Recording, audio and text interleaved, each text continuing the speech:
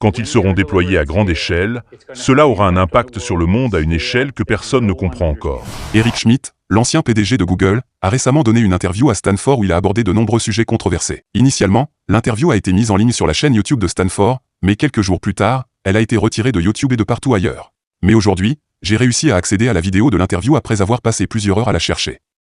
Alors regardons-la ensemble et analysons certaines parties importantes de l'interview.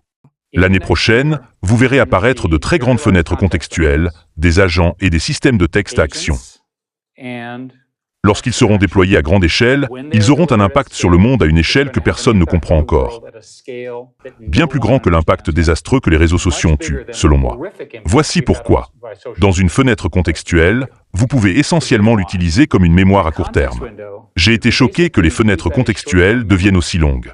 Les raisons techniques sont liées au fait qu'il est difficile de les servir, de les calculer, etc.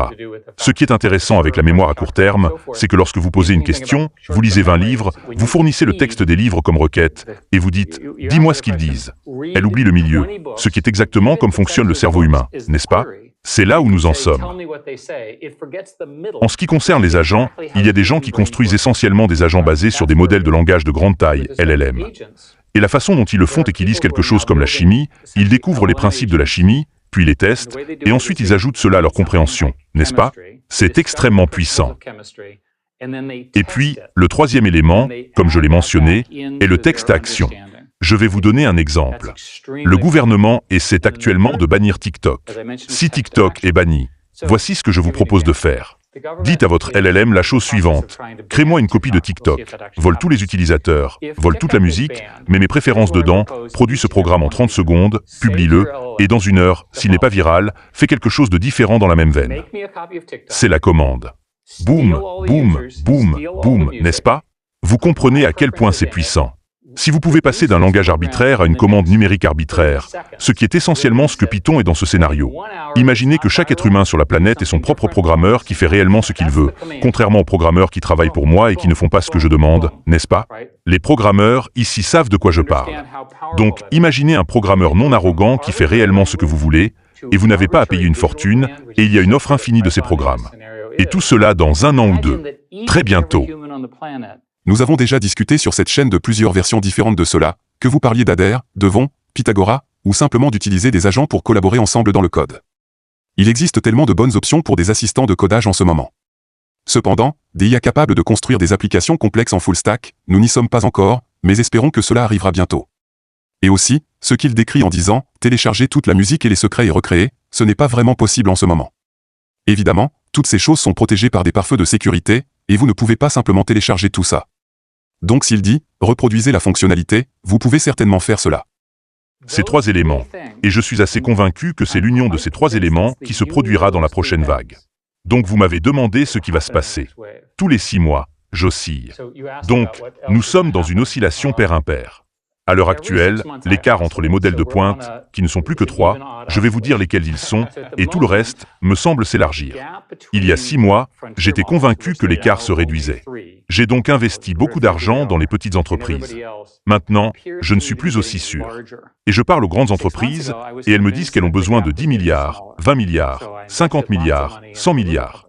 Stargate coûte 100 milliards. C'est très, très difficile. Sam Altman est un ami proche. Il pense qu'il faudra environ 300 milliards, voire plus. Je lui ai fait remarquer que j'avais calculé la quantité d'énergie nécessaire. Et ensuite, dans un esprit de transparence totale, je suis allé à la Maison-Blanche vendredi et je leur ai dit que nous devions devenir les meilleurs amis du Canada, parce que le Canada a des gens vraiment gentils, a aidé à inventer l'IA et possède beaucoup d'hydroélectricité. Parce que nous, en tant que pays, n'avons pas assez d'énergie pour faire cela. L'alternative est de demander aux Arabes de le financer. Et j'aime personnellement les Arabes. J'y ai passé beaucoup de temps, n'est-ce pas? Mais ils ne respecteront pas nos règles de sécurité nationale, alors que le Canada et les États-Unis font partie d'un triumvirat où nous sommes tous d'accord. Donc, ces centres de données à 100 milliards, 300 milliards, l'électricité commence à devenir une ressource rare. Tout d'abord, nous n'avons certainement pas assez de ressources énergétiques pour atteindre l'intelligence générale artificielle, AGI. Ce n'est tout simplement pas possible pour l'instant. Et Eric suppose également que nous aurons besoin de toujours plus de données et de modèles de plus en plus grands pour atteindre l'AGI. Je pense que ce n'est pas nécessairement vrai. Sam Altman a dit des choses similaires. Il a mentionné que nous devons être capables de faire plus avec moins, ou même avec la même quantité de données, car nous avons déjà utilisé toutes les données que l'humanité a créées. Il n'y en a tout simplement plus. Nous devrons donc trouver comment créer des données synthétiques qui sont réellement utiles, et non pas simplement dérivées. Et nous devrons aussi faire plus avec les données que nous avons. Vous étiez chez Google pendant longtemps, et ils ont inventé l'architecture du transformer. C'est tout à cause de Peter. Grâce à des gens brillants là-bas, comme Peter et Jeff Dean, et tous les autres. Mais maintenant, on dirait qu'ils ont un peu perdu l'initiative face à OpenAI. Et même dans le dernier classement que j'ai vu, le cloud d'Anthropic était en tête. J'ai posé la question à Sundar, mais il ne m'a pas vraiment donné une réponse précise. Peut-être que vous avez une explication plus tranchée ou plus objective sur ce qui se passe. Je ne suis plus un employé de Google. Oui, pour être transparent, Google a décidé que l'équilibre entre vie professionnelle et vie personnelle, rentrer tôt chez soi et travailler à domicile était plus important que de gagner. D'accord, c'est cette phrase qui lui a causé des ennuis. Elle était partout, sur Twitter, dans les médias. Quand il a dit que Google avait priorisé l'équilibre entre vie professionnelle et vie personnelle, rentrer tôt à la maison et ne pas travailler aussi dur que le concurrent plutôt que de gagner. Ils ont choisi l'équilibre entre vie professionnelle et vie personnelle plutôt que la victoire. Et c'est en fait une perception assez courante de Google. Et les startups, la raison pour laquelle elles réussissent, c'est parce que les gens y travaillent comme des fous. Je suis désolé d'être aussi direct. Mais en réalité, si vous quittez l'université et fondez une entreprise, vous ne laisserez pas les gens travailler à domicile et venir au bureau une seule journée par semaine si vous voulez rivaliser avec les autres startups. Au début de Google, Microsoft fonctionnait de la même manière. Mais maintenant, on dirait que c'est différent. Il y a une longue histoire dans mon secteur, ou plutôt dans notre secteur, de sociétés qui dominent un domaine de manière vraiment créative et qui n'arrivent pas à réussir la transition suivante. C'est très bien documenté. Et je pense que la vérité, c'est que les fondateurs sont spéciaux. Les fondateurs doivent être aux commandes. Les fondateurs sont difficiles à gérer. Ils poussent les gens très fort. Même si nous pouvons ne pas aimer le comportement personnel d'Elon, regardez ce qu'il parvient à obtenir des gens. J'ai dîné avec lui, et il prenait un avion. J'étais dans le Montana. Il prenait l'avion cette nuit-là à 22h pour une réunion à minuit avec X.ai. J'étais à Taïwan, un autre pays, une autre culture, et ils m'ont dit que c'est TSMC, dont je suis très impressionné. Et ils ont une règle selon laquelle les nouveaux doctorants, sortant de leur programme de physique, travaillent dans l'usine au sous-sol. Maintenant, pouvez-vous imaginer faire travailler des physiciens américains de cette manière? Les doctorants? Très improbable. Différentes éthiques de travail. Et le problème ici, la raison pour laquelle je suis si sévère au sujet du travail, c'est que ces systèmes ont des effets de réseau, donc le temps compte beaucoup. Dans la plupart des entreprises, le temps n'a pas autant d'importance. Vous avez beaucoup de temps. Coca et Pepsi seront toujours là, et la bataille entre Coca et Pepsi continuera. Tout cela se fait à un rythme glacial. Quand je traitais avec les télécommunications, il fallait en moyenne 18 mois pour signer un contrat. Il n'y a aucune raison de prendre 18 mois pour faire quoi que ce soit. Il faut agir rapidement. Nous sommes dans une période de croissance maximale, de gain maximal. J'ai été président d'une commission sur l'IA qui a étudié cela de manière très détaillée, et vous pouvez la lire. Elle fait environ 752 pages. Et je vais résumer en disant que nous sommes en avance, nous devons rester en avance, et nous avons besoin de beaucoup d'argent pour cela. Nos clients étaient le Sénat et la Chambre des représentants. De cela est né le Chip Act et beaucoup d'autres choses du même genre. Un scénario probable est que, si vous supposez que les modèles de pointe progressent et que quelques modèles open source le font aussi, il est probable qu'un très petit nombre de pays puissent jouer à ce jeu. Des pays. Excusez-moi. Quels sont ces pays? Ou qui sont-ils? Des pays avec beaucoup d'argent, beaucoup de talent, des systèmes éducatifs forts et une volonté de gagner. Les États-Unis en font partie. La Chine est un autre. Combien d'autres y a-t-il? Y en a-t-il? Je ne sais pas. Peut-être. Mais certainement dans votre vie, la bataille pour la suprématie de la connaissance entre les États-Unis et la Chine sera la grande lutte. Le gouvernement américain a essentiellement interdit les puces Nvidia, bien qu'il n'ait pas été autorisé à dire que c'était ce qu'il faisait, mais en réalité, ils l'ont fait en Chine. Ils ont environ 10 ans d'avance en matière de puces. Nous avons environ 10 ans d'avance en termes de technologie sous DUV, c'est-à-dire sous les 5 nanomètres. Donc, par exemple, aujourd'hui, nous avons quelques années d'avance sur la Chine. Je pense que nous gagnerons encore quelques années d'avance sur la Chine, et les Chinois sont extrêmement furieux à ce sujet. Ils sont très en colère. Parlons maintenant d'une guerre réelle qui se déroule. Je sais que vous avez été très impliqué dans la guerre en Ukraine, et en particulier, je ne sais pas jusqu'à quel point vous pouvez parler de White Stork et de votre objectif d'utiliser des drones à $500 pour détruire des tanks à 5 millions de dollars. Comment cela change-t-il la guerre? J'ai travaillé pour le secrétaire à la Défense pendant 7 ans et j'ai essayé de changer la façon dont nous gérons notre armée. Je ne suis pas un grand fan de l'armée, mais c'est très coûteux, et je voulais voir si je pouvais être utile. Je pense que, selon moi, j'ai largement échoué. Ils m'ont donné une médaille, donc ils doivent donner des médailles aux échecs ou autres. Mais ma propre critique est que rien n'a vraiment changé, et le système en Amérique ne va pas mener à une véritable innovation. Voir les Russes utiliser des tanks pour détruire des immeubles avec des vieilles dames et des enfants à l'intérieur m'a rendu fou. J'ai donc décidé de travailler sur une entreprise avec votre ami, Sébastien Train, ancien professeur ici, et un tas de gens de Stanford. L'idée est essentiellement de faire 2 choses. Utiliser l'IA de manière complexe et puissante pour ces guerres robotisées, et la deuxième chose est de réduire le coût des robots. Et là, vous vous demandez pourquoi un bon libéral comme moi ferait cela? La réponse est que toute la théorie des armées repose sur les tanks, l'artillerie et les mortiers, et nous pouvons éliminer tout cela. Ce qu'il explique ici, c'est que l'Ukraine a pu créer des drones très simples et peu coûteux. En dépensant seulement quelques centaines de dollars, l'Ukraine fabrique des drones imprimés en 3D. Ils transportent une bombe, la lâchent sur un tank à $1 million, et ils ont pu répéter cela encore et encore. Il y a donc cette guerre asymétrique entre les drones et l'artillerie plus traditionnelle.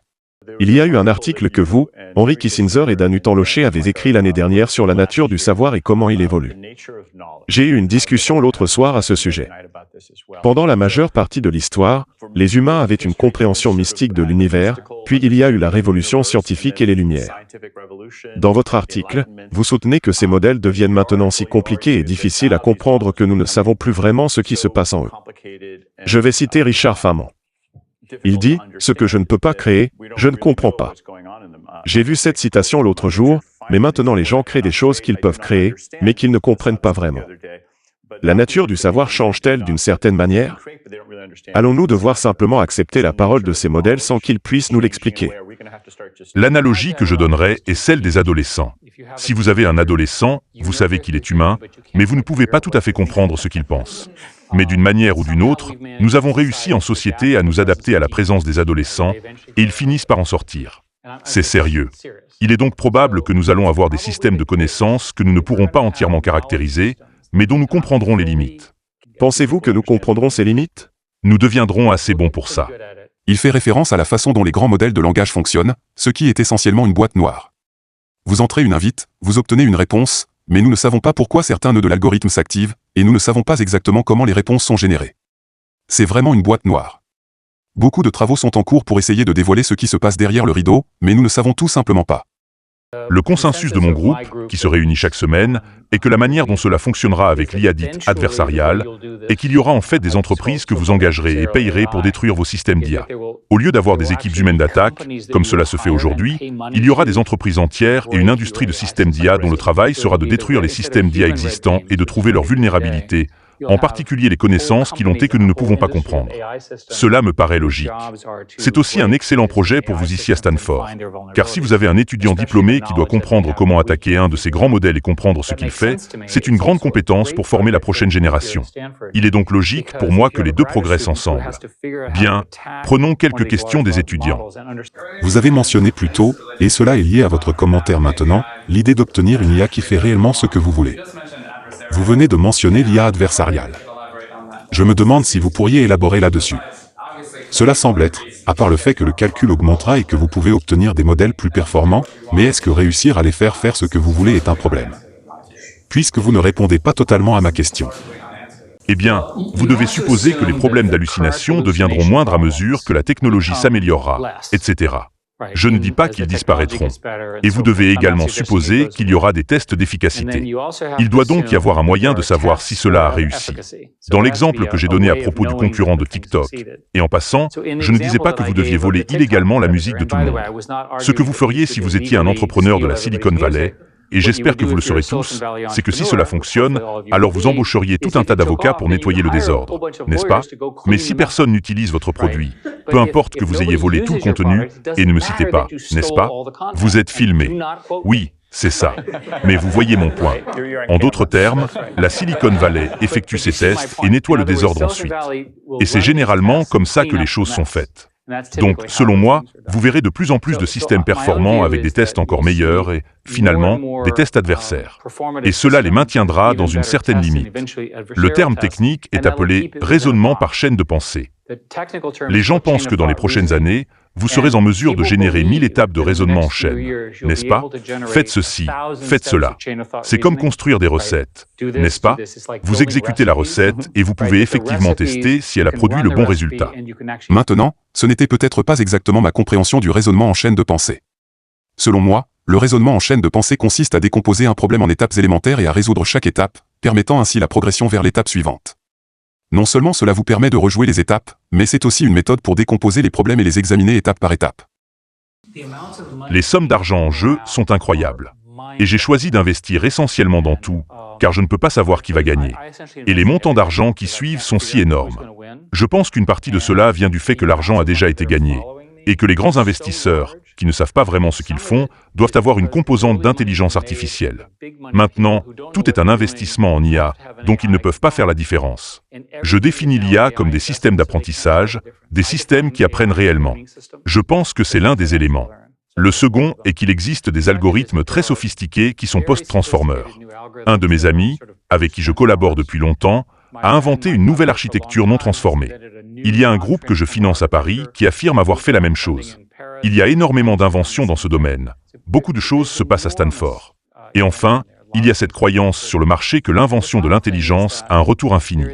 Donc, disons que vous investissez 50 milliards de dollars dans une entreprise, vous devez générer énormément d'argent grâce à cette intelligence pour récupérer cet investissement. Il est probable que nous traverserons une énorme bulle d'investissement, puis cela se stabilisera.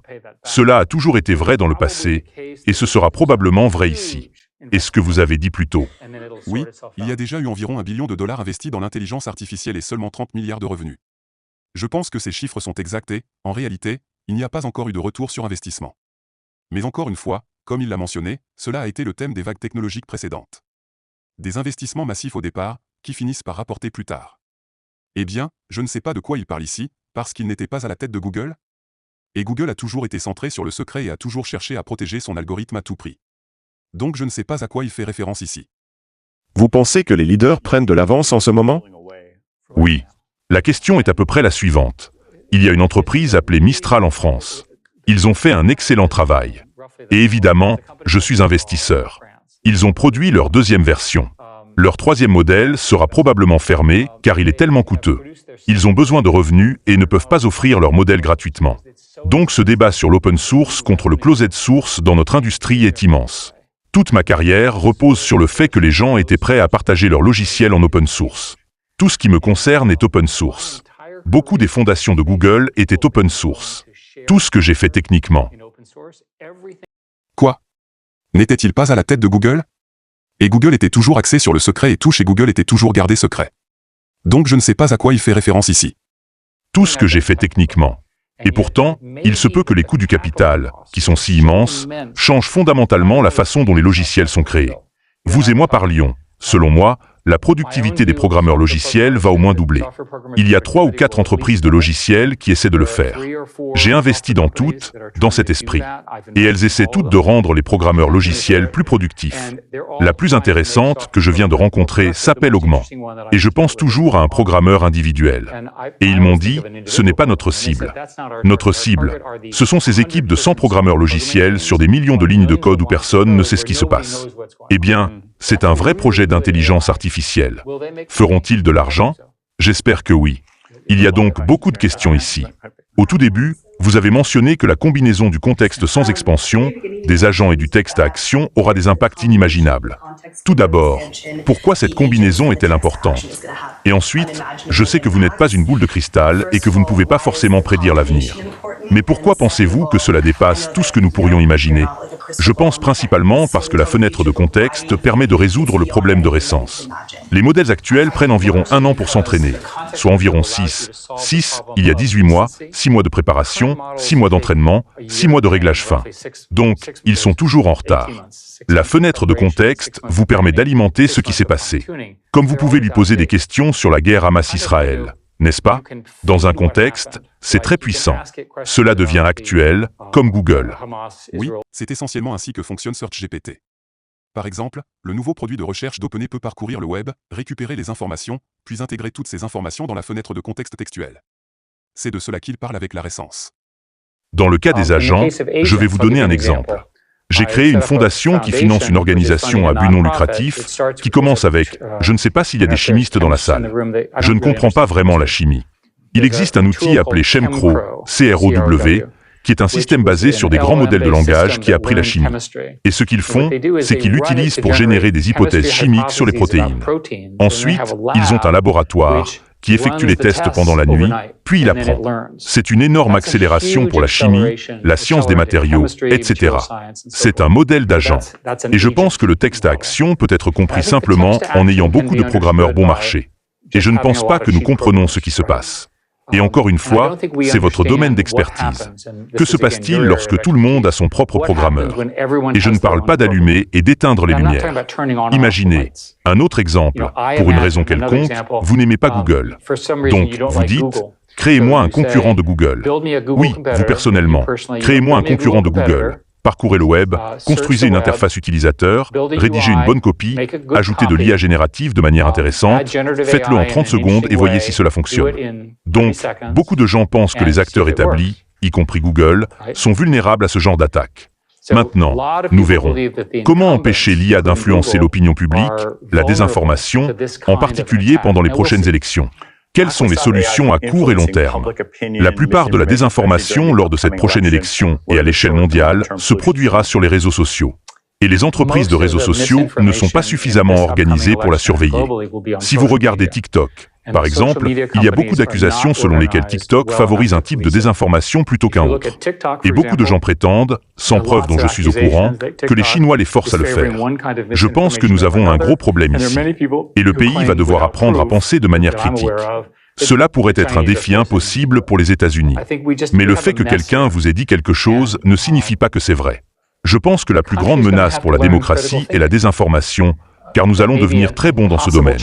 Lorsque je dirigeais YouTube, le plus gros problème que nous avions était que les gens mettaient en ligne de fausses vidéos, et des gens mouraient à cause de cela. Nous avions une politique de tolérance zéro concernant les décès. Choquant. Oui. Et ce n'est même pas seulement à propos des deepfakes ou de la désinformation. Il suffit de brouiller les pistes pour rendre un sujet difficile à aborder. Je suis vraiment curieux du texte à action et de son impact sur, par exemple, l'éducation en informatique. Je me demande quelles sont vos réflexions sur la manière dont l'éducation en sciences informatiques devrait évoluer pour répondre à cette ère. Eh bien, je suppose que les informaticiens, en tant que groupe à l'université, auront toujours un programmeur assistant avec eux. Donc, lorsque vous apprendrez votre première boucle fort, et ainsi de suite, vous aurez un outil qui sera votre partenaire naturel. Et c'est ainsi que se déroulera l'enseignement. Le professeur, lui ou elle, parlera des concepts, mais vous interagirez avec cet outil. Donc ici, j'ai une vision légèrement différente. Je pense qu'à long terme, il n'y aura probablement plus besoin de programmeurs. Finalement, les grands modèles de langage deviendront si sophistiqués qu'ils écriront leur propre code. Peut-être qu'il arrivera à un point où nous ne pourrons même plus lire ce code. Donc, il existe ce monde où il n'est pas nécessaire d'avoir des programmeurs, des chercheurs ou des informaticiens. Je ne suis pas sûr que ce soit ce qui va se passer, mais il y a une possibilité que cela arrive. Le pays le plus intéressant est l'Inde, car les meilleurs experts en IA viennent de l'Inde aux États-Unis, et nous devrions laisser l'Inde garder une partie de ses meilleurs talents. Pas tous, mais certains. Et ils n'ont pas les installations de formation et les programmes que nous avons si richement ici. Pour moi, l'Inde est le grand état pivot à cet égard. La Chine est perdue. Elle ne va pas revenir. Ils ne vont pas changer de régime, peu importe combien de gens le souhaitent. Le Japon et la Corée sont clairement dans notre camp. Taïwan est un pays fantastique dont les logiciels sont terribles. Donc cela ne va pas fonctionner. Du matériel incroyable. Et dans le reste du monde, il n'y a pas beaucoup d'autres bonnes options qui soient grandes. L'Europe s'est embrouillée à cause de Bruxelles. Ce n'est pas un fait nouveau. J'ai passé 10 ans à les combattre et j'ai travaillé très dur pour qu'ils corrigent la loi européenne, et ils ont toujours toutes ces restrictions qui rendent très difficile de faire notre type de recherche en Europe. Mes amis français ont passé tout leur temps à se battre contre Bruxelles, et Macron, qui est un ami personnel, se bat durement pour cela. Et donc, je pense que la France a une chance. Je ne vois pas l'Allemagne y arriver, et le reste n'est pas assez grand. Étant donné les capacités que vous envisagez pour ces modèles, devrions-nous encore passer du temps à apprendre à coder? Oui. Donc ici, elle a demandé: devrions-nous encore apprendre à coder? Parce qu'au final, c'est comme l'ancienne question. Pourquoi étudier l'anglais si vous pouvez déjà parler anglais? Vous vous améliorez. Vous avez vraiment besoin de comprendre comment ces systèmes fonctionnent. Et je suis très convaincu de cela. Oui, monsieur. Ce sont donc les parties les plus importantes de l'interview. Et cela dit, c'est tout pour la vidéo d'aujourd'hui. On se revoit la semaine prochaine pour une nouvelle vidéo.